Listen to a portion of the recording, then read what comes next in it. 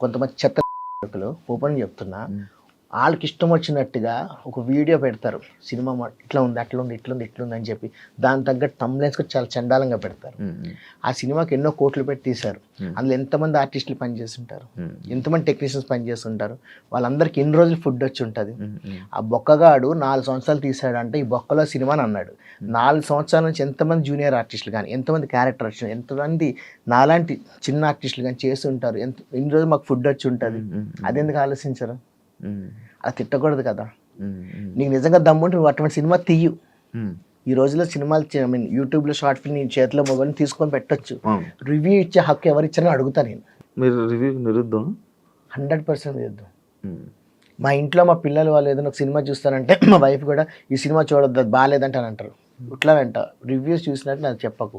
Cinema నచ్చితే వెళ్దాం, ఒక హీరో అభిమానం మీద వెళ్దాం, చూద్దాం బాగుందా లేదో తర్వాత సంగతి. నీకు నచ్చలేదు అనుకో, నాకు నచ్చలేదండి అంట.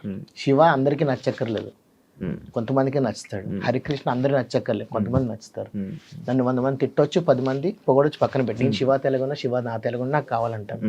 సినిమా నాకు నచ్చొచ్చండి. రాజసాబ్ కొంతమంది నచ్చింది, నువ్వు నచ్చలే అంటే ఇప్పుడు నేను వెళ్ళలేదు సినిమాకి. ఒక మాట, మా పిల్లలకు ప్రభాస్ అని చాలా ఇష్టము, నేను ఆయన అంటే నాకు అభిమానమే. వెళ్దాం అనుకుంటే మా వైఫ్ అంతా సినిమా బాగా డబ్బులు దండగా ఎందుకు వెళ్ళడం అనింది. దాని వల్ల ఆగిపోయాం కదా. మా నలుగురి వల్ల 200 300 వచ్చే ఒక ఇన్కమ్. ఇలాగ ఎంతమంది పోతుందండి? కొన్ని కోట్ల మంది సినిమాకి వెళ్ళరు. ఎవరి క్లాస్ అండి? ఇండస్ట్రీ ఉన్న వాళ్ళ క్లాస్ కదా, ప్రొడ్యూసర్ క్లాస్ కదా. వీళ్ళు ఎందుకు అంత ఓవర్గా చెప్పడం అంటే ఇప్పుడు ఏమైందంటే సోషల్ మీడియాలో ప్లస్ ఆర్ మైనస్